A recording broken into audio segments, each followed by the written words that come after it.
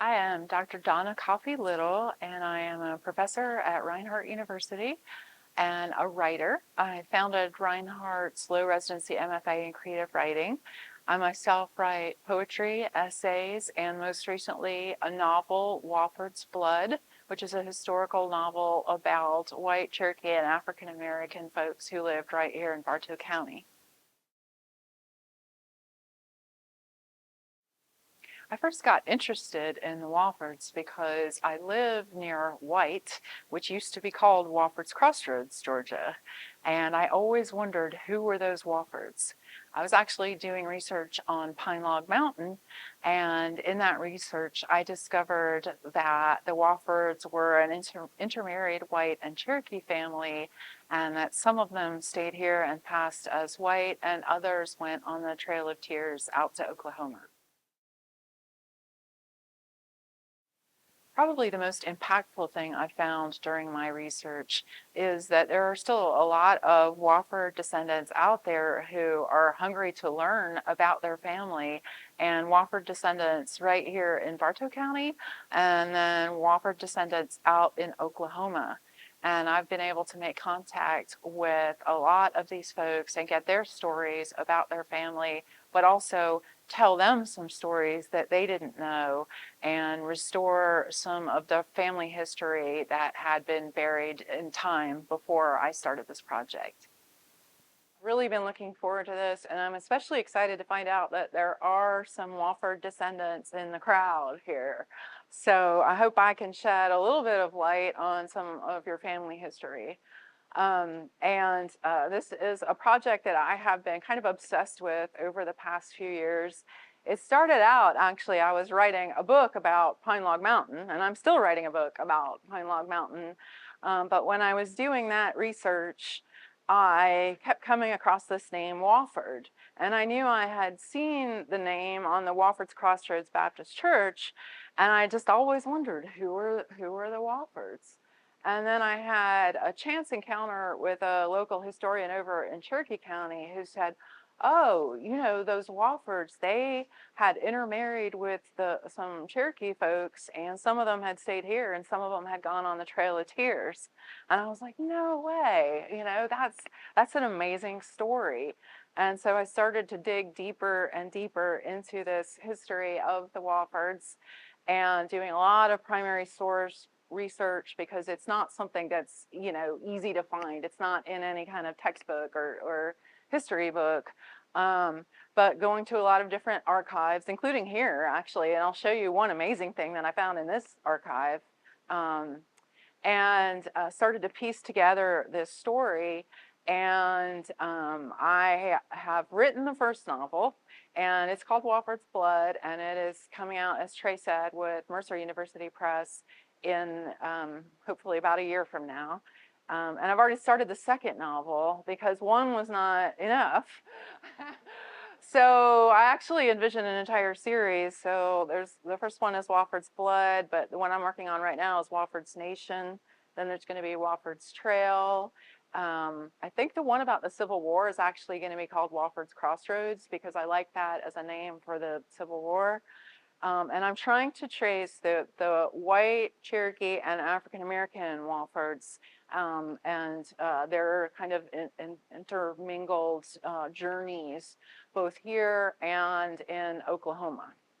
So that's what the books are about. All the characters are real life characters. I haven't made up any characters at all. And I've tried to keep to as much of the real history as possible, but I have had to fictionalize, you know, their personalities and their relationships. I did have to make some bad guys, but luckily I don't think anybody here's ancestor is the bad guy. But if it is, my apologies.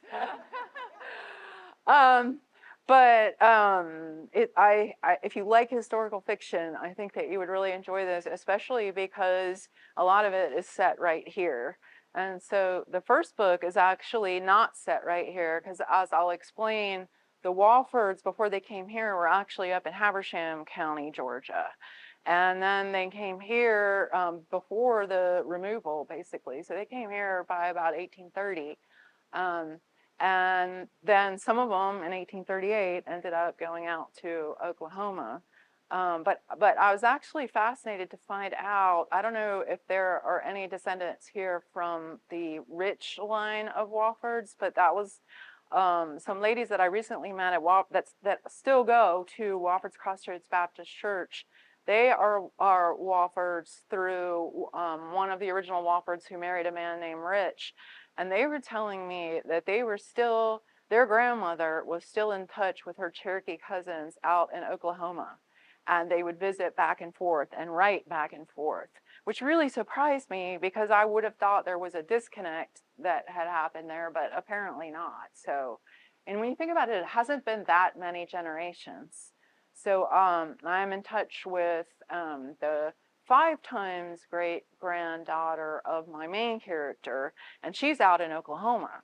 But she sends me all kinds of family documents and stuff. So it's just been a really, if you sort of like the history detective thing, I do, it's been really fun to track all this down.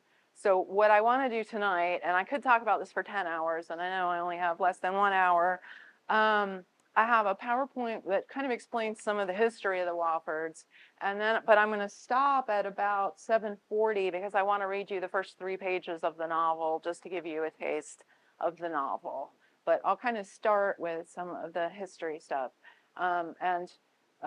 This is actually a photograph of, this is Chuck Wofford. Let's see if I can get this thing to work.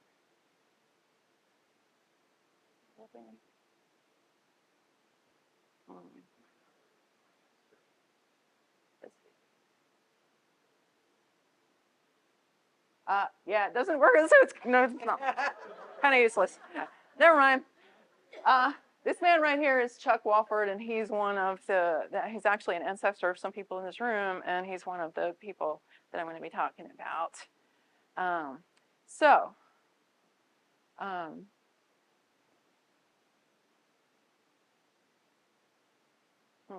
Doesn't seem to be. What?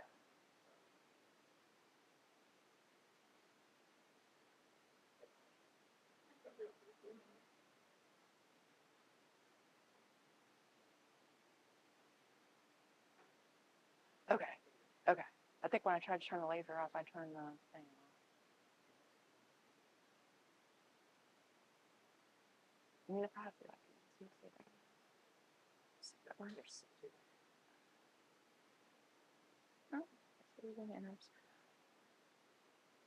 Okay, so probably a familiar sight to many of you, Wofford's Crossroads Baptist Church in what is now White, Georgia, but was at one time Wofford's Crossroads, Georgia. This was not the original building, I'm told. The original building burned, but it was built, the original building was built on that same site in 1849. And actually, a lot of the Wofford ancestors are buried in the cemetery behind that church. So when the Woffords first came to this area, of course, it was it wasn't Cass County yet. It sort of was about to become Cass County, right? So it was still the Cherokee Nation. Yeah. When they arrived here about 1830, technically it was still the Cherokee Nation. I think 1832 was when they created Cass County, which later became Bartow County. But there were still Cherokee people living here until they were removed in 1838. And when the Woffords first came here, they actually didn't live in Wofford's Crossroads. They lived on Stamp Creek, almost exactly where Route 20 crosses Stamp Creek today, if you know where that is. And in fact, one of the Wofford ancestors, the father of my main character, is buried there. Have you guys ever been out there and seen that? He was a Revolutionary War veteran. Yeah, so he's buried out there in some high weeds right by the highway. And they were there for a while, and then in the 1840s moved over to what's now White.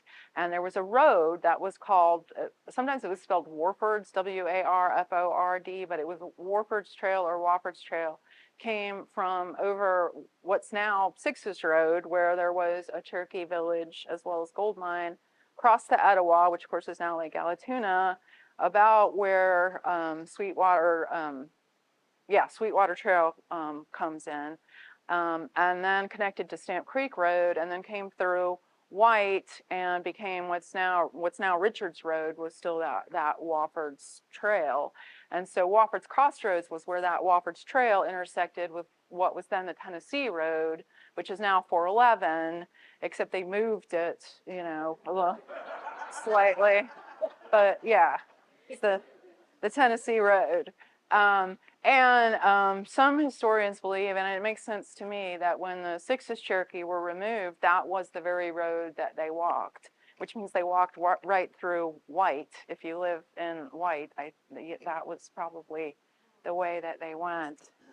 But okay, so a little bit of backstory. So the Woffords in Bartow County are descended by a guy named Colonel William Wofford. They started in Maryland. They were in Spartanburg, South Carolina for a while, and they ended up in what became Habersham County up in northeast Georgia, right near the line with South Carolina. Colonel William Wofford founded what was called the Wofford Settlement, which was a settlement that they thought was on Georgia land, but it actually, the surveyors had messed up, and it was actually on Cherokee land. So it became a big ordeal as far as whose land that was, but they eventually, I think the United States bought it from the Cherokee for $5,000. So the Woffords had a flourishing settlement there, but the Woffords, as you'll see, were adventurous folks, and as more and more white settlers began to pour in, the Woffords, most of them, not all of them, relocated here, which was still within the Cherokee Nation. Well, one reason why they did that is because Colonel Williams' sons, several, if not most of them, had married Cherokee women. And so when where they were sort of became white society, they no longer fit in, and so they kind of moved a little bit further west to here. And you got to remember that at this time, this area was really the heart of the Cherokee Nation. And so they moved here, as I said, about 1830. And, oh, this is just to show, I wish the pointer would work, but this is the Royce map. But this little strip right there, that pink strip that says, I think, number 15, that was the Wofford settlement up in Habersham County. So, I mean, back then, it was probably 2 days' ride from here. And so of Colonel William Wofford's children, Benjamin is the one that's buried over there right next to Route 20. And he had two sons, one with his white wife and one with his Cherokee mistress. So the son with the white wife was actually the father of General William Tatum Wofford, who was a famous Confederate general. So he was half brothers with my protagonist in my book, who was actually one of the ones who embraced his Cherokee identity and went on the Trail of Tears. So then you had the other son who relocated here was Nathaniel Wofford. Now, Nathaniel was quite a character because Nathaniel, so he had a Cherokee wife. Her name was Lydia Hopper. She was 3/4 Cherokee. And so some of you all are descended from that marriage. But Nathaniel, I'm sad to say, because he's your ancestor, but Nathaniel was somewhat of a ladies' man, and he got around. So while he was married to Lydia, first he had one other Cherokee woman who was sort of his mistress, and he had a daughter with her. And then after he moved here, he had another Cherokee mistress. Her name was Anawaki. And he ended up running away to Arkansas with his new younger mistress and leaving his wife here with their 8 kids. So yeah, Nathaniel, he was kind of a naughty man. And then he had other children, but most of them, for our purposes, didn't end up here. So Benjamin and Nathaniel are our main people that ended up here. And this is just talking about his the white wife, and then General William Tatum Wofford. So the protagonist of my novel, as I said, was Benjamin's Cherokee son. And the gist of the novel is that this guy's name was James Doherty Wofford, and he lived here for a while, but then he was a detachment leader on the Trail of Tears. And then much later, when he was 90 years old, he was an informant for James Mooney, who, if you've ever studied Cherokee history at all, Mooney wrote the most famous book about Cherokee myths and legends, this book right here, Cherokee History, Myths, and Sacred Formulas. Well, J.D. Wofford was his main informant among the Cherokees out in Oklahoma. And a lot of the stuff in my book I drew from this book because there's lots and lots of references to J.D. Wofford and the stories that he told to Mooney, the ethnologist who wrote this book. So that's and that's actually the frame for the novel, is that this ethnologist, James Mooney, is interviewing J.D. Wofford, and he tells his entire history from his childhood on to, his old age. But J.D. none of his descendants are here or stayed here because they went out to Oklahoma. But one of the most exciting things that I found about the Wofford family was that the great African-American novelist, Toni Morrison, you may have read some of her books, she was born Chloe Wofford, and her father, George Wofford, was from here. And so I've done some of the genealogy, which I'll show you if we have time later in this presentation. It's very complicated. But from wills and all kinds of stuff, I've been able to piece it together that her grandfather was owned by some of the Woffords at Wofford's Crossroads. And so I'll talk a little bit more about that, but these are some of her books. She's my favorite author. So when I found out that she was, I'd already been doing this Wofford stuff, and I found out that she was born Chloe Wofford, I was like, no way. So part of what I've done too is try to interweave her ancestors into the books, starting with the very first book is when one of her ancestors is born actually in Habersham County, and then each book is going to trace them forward, as well as the White Woffords and the Cherokee Woffords. Oh, this is the greatest find from the Bartow County History Museum archives. This is a list of basically Toni Morrison's ancestors and relatives. And what it was in 1961, a guy named Bill Wofford interviewed a guy named Jim Wofford. Well, Jim Wofford was Toni Morrison's uncle.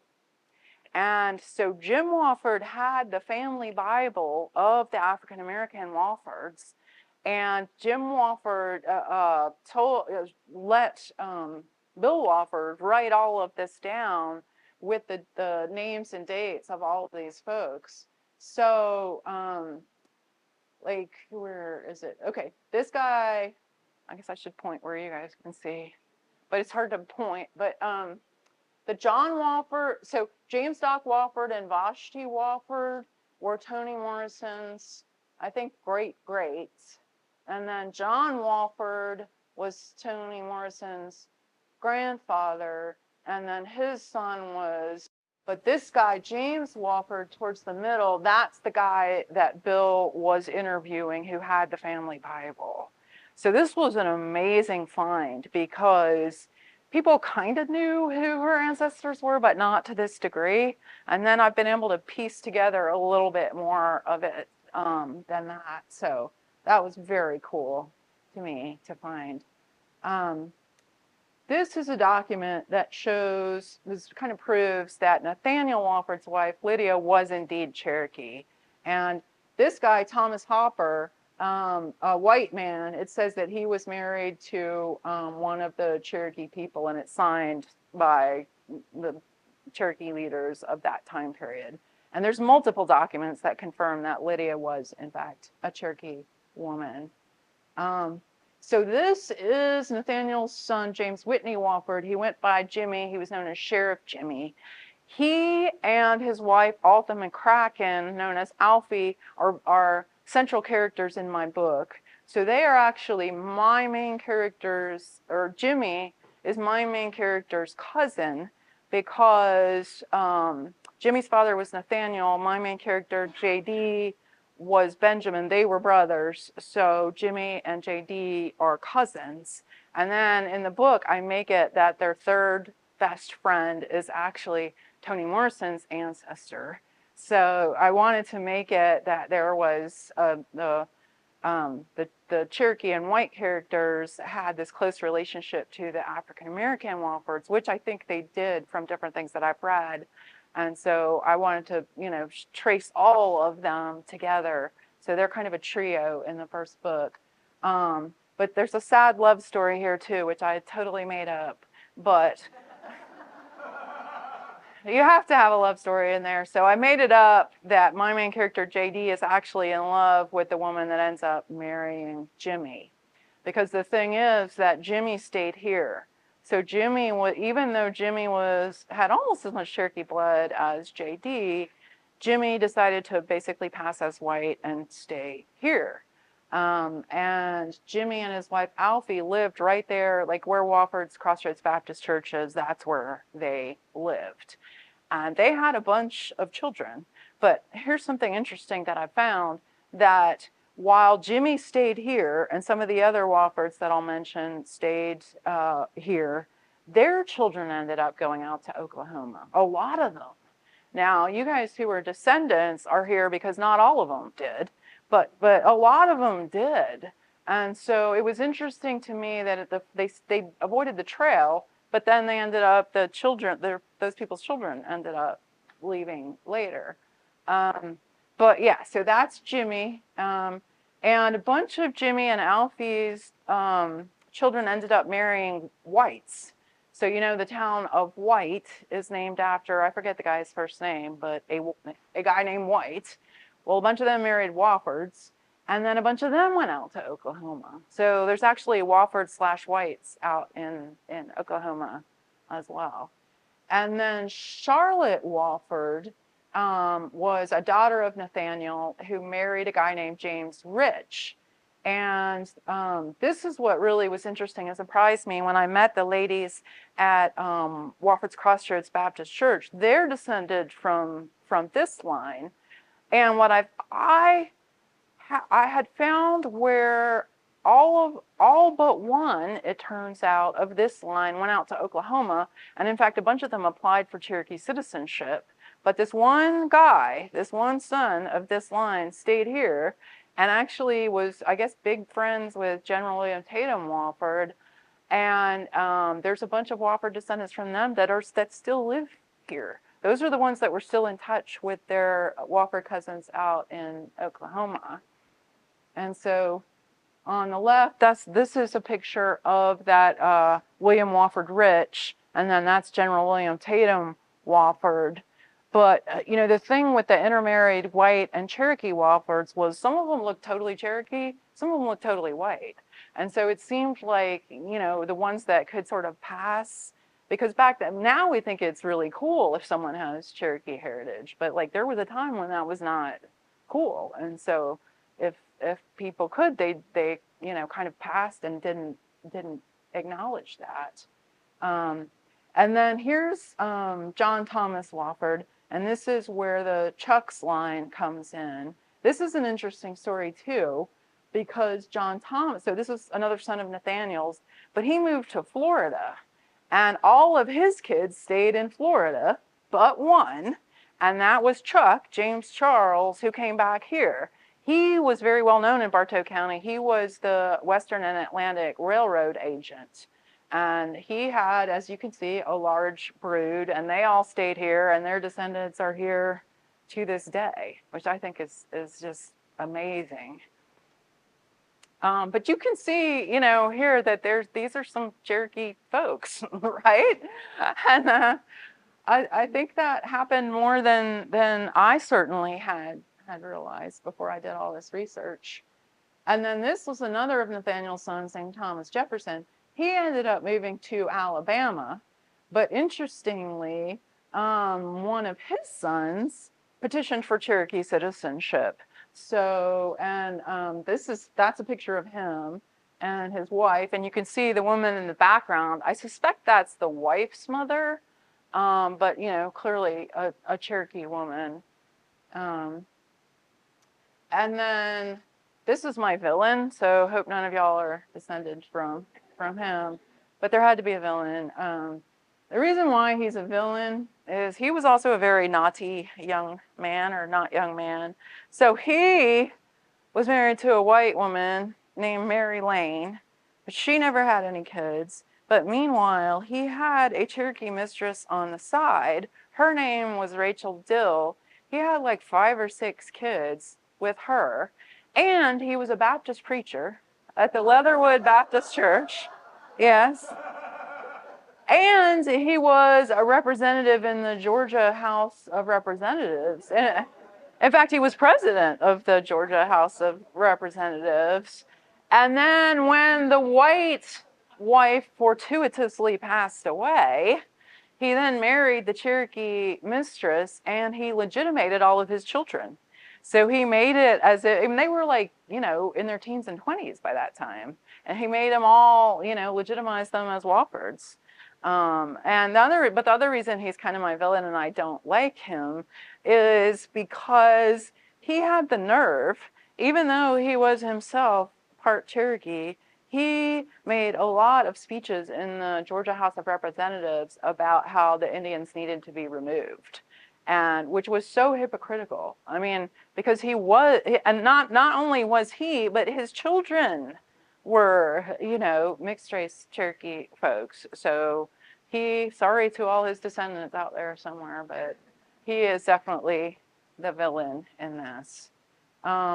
And it turns out that from what I have found, it was actually the enslaved persons that he owned that were Toni Morrison's ancestors. Because what I figured out is that late in his life, he moved from Habersham. He had stayed in Habersham the whole time. He wasn't in Cass, but he moved to Murray County, and his Cherokee wife's relatives were there, actually. And then when he died, he bequeathed certain of his slaves to 2 of his daughters who stayed here and ended up living in Wofford's Crossroads. And I've correlated the names and pretty much figured out that is who Toni Morrison's ancestors were. They intermarried with some African-American Brantons, if you've ever heard that name. That was another family that was big in the Wofford's Crossroads Baptist Church. And I've got more with if anyone's interested, I've got more with that. But that was William Benton. And then, I'll make sure I'm not running out of time. So Charles was another son of Nathaniel who married a Cherokee woman named Agnes Pettit, as in Pettit Creek, if you're familiar with that creek in this area. Charles and Agnes actually went out to Indian Territory in 1832. So they went out even before the removal. But Charles came back and helped his cousin, my main character, J.D. Wofford, lead his detachment on the Trail of Tears back out to Oklahoma. And tragically, for reasons that I don't completely understand, one of Charles's daughters had stayed here, but then went on the Trail of Tears, and then she died on the Trail of Tears. And actually, this is sort of a spoiler, but my main character's wife died on the Trail of Tears. A lot of people died on the Trail of Tears. It was very terrible. And so that's actually going to be in book 3, because book 1 is mostly like the childhood. Book 2 is Wofford's Nation, is kind of like what was happening right here during the 1820s and 1830s. And then book 3, they actually go on the trail. That's going to be the hardest one to write. And And then I haven't found any descendants of these folks, but I got to believe they're out there. So Sarah Wofford married a guy named William Grant. They actually had a house up in what is now Fairmount, and they had a slew of kids. So I got to believe there's some Grants out there who are also Wofford descendants, probably up there, in the Fairmount area. But I haven't found them if they are up there. Lydia, the mother, Nathaniel's wife that he dumped for the younger woman, she lived with her daughter Sarah up in Fairmount until her death because Nathaniel was out in Arkansas. And this, we won't have time to go through all this, but if anybody's interested, I have all these. These are petitions for Cherokee citizenship from some of the descendants. So there were Riches who petitioned, there were Grants who petitioned, Charles's descendants petitioned. This Charles actually was a son of Sheriff Jimmy who lived here. And remember I said some of them went out to Oklahoma in the next generation and petitioned for Cherokee citizenship. And then Andrew J. was the one that I showed you with it looked like a very Cherokee woman standing in the background. But you can find all this stuff, or I can help you find it. This is showing how Nathaniel ran away with the younger woman and the names. So he basically had two sets of kids. He had his older set of kids with Lydia, and then he went and had a whole another set of kids with this woman on a walkie. And so out in Oklahoma, there are all these Wofford descendants from these different lines. And if we had time, and we don't, what's really interesting is that during the Civil War, in Oklahoma, the Cherokee were very split between the Confederacy and the Union, and there were Woffords fighting Woffords out there. Even among the same sibling groups, there were brothers fighting brothers. And my main character was very anti-slavery from the beginning. That's a historical fact. And so he fought for the Union, and his sons fought for the Union. But they were fighting on both sides of that. The reason I mention that here is because these guys actually fought for the Confederacy, but then some of their half siblings fought for the Union, so it was kind of a mess. Yeah, and this is again showing them out in Oklahoma. Back to Toni Morrison, just briefly, and then I'll read you a few pages of the book. So this, I couldn't find a better picture of her father George, but that's him.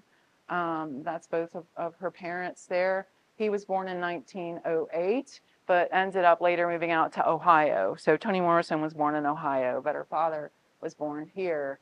And this, I know it's kind of small and into the nitty gritty, but basically I've traced it back to her ancestor, James Wofford, who was born in 1822. So he was an enslaved person. And then John or James Doc Wofford, there's some debate about that, was born in 1850, so he was born into slavery. And then John Wofford was Toni Morrison's grandfather. He was the first one not born into slavery.